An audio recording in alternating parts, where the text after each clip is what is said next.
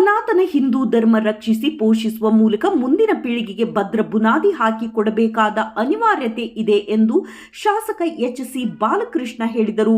ತಾಲೂಕಿನ ಜಡೇದೇವರ ಮಠದಲ್ಲಿ ಭಾನುವಾರ ಹಮ್ಮಿಕೊಂಡಿದ್ದ ತೃತೀಯ ವರ್ಷದ ಆಷಾಢ ಏಕಾದಶ ಮಹಾರುದ್ರಾಭಿಷೇಕ ಹಾಗೂ ಪ್ರತಿಭಾ ಪುರಸ್ಕಾರ ಕಾರ್ಯಕ್ರಮದಲ್ಲಿ ಮಾತನಾಡಿ, ಸನಾತನ ಧರ್ಮದಲ್ಲಿ ಭಕ್ತಿ ಭಾವನೆಗಳನ್ನು ಮುಂದಿನ ತಲೆಮಾರಿಗೆ ಕೊಂಡೊಯ್ಯಬೇಕಿದೆ. ನಾವು ಧರ್ಮ ರಕ್ಷಣೆ ಮಾಡಿದರೆ ಧರ್ಮ ನಮ್ಮನ್ನು ರಕ್ಷಿಸುತ್ತದೆ.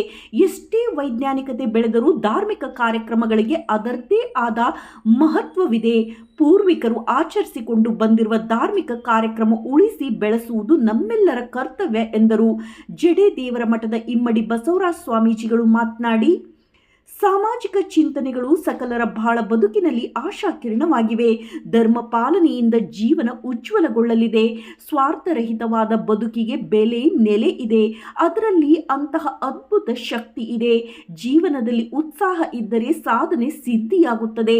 ಜನ ಮೆಚ್ಚುವಂತಹ ಕೆಲಸ ದೊಡ್ಡದಾದರೆ ದೈವ ಮೆಚ್ಚುವಂತಹ ಕೆಲಸ ಅದಕ್ಕಿಂತಲೂ ದೊಡ್ಡದು.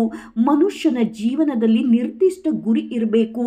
ಆ ಗುರಿ ಸಾಧನೆಗಾಗಿ ನಿರಂತರ ಪ್ರಯತ್ನ ಅಗತ್ಯ ಎಂದರು.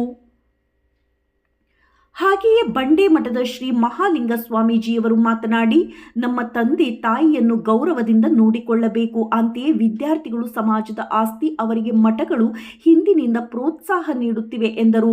ಜಡೇದೇವರ ಮಠ ಪುರಸಭೆ ವ್ಯಾಪ್ತಿಗೆ ಅಥವಾ ಗ್ರಾಮ ಪಂಚಾಯಿತಿ ವ್ಯಾಪ್ತಿಗೆ ಸೇರಿದೆಯಾ ಎಂಬುದನ್ನು ಪರಿಶೀಲಿಸಿ ಇನ್ನೂ 15 ದಿನಗಳಲ್ಲಿ ಪುರಸಭೆಗೆ ಕ್ರಮ ಕೈಗೊಳ್ಳಲಾಗುವುದು. ಆ ಮೂಲಕ ಮೂಲಭೂತ ವ್ಯವಸ್ಥೆ ಕಲ್ಪಿಸಲಾಗುವುದು ಸೇರಿಸಲು ಶಾಸಕರು ತಿಳಿಸಿದರು.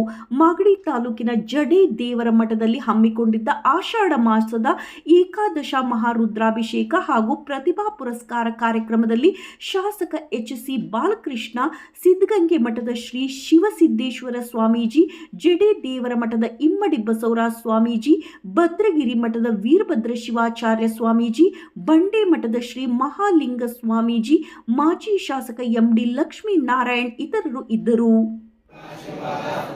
ಶ್ರೀ ಶಿವರಾತ್ರೀಶ್ವರ ಗುರುವರ್ಯ ಸಹ ಕಾಡಸಿದ್ದೇಶ್ವರ ಗೋಸಲ ಚನ್ನಬಸವೇಶ್ವರ ಗುರುವರ್ಯ ಗುರುಲಿಂಗ ಜಂಗಮ ಸಾನ್ನಿಧ್ಯೇನ ಮಹಾಬ್ರಹ್ಮ ಮಹಾವಿಷ್ಣು ಮಹಾಲಕ್ಷ್ಮಿ नमस्ते भगवान विश्वेश्वराय महादेवाय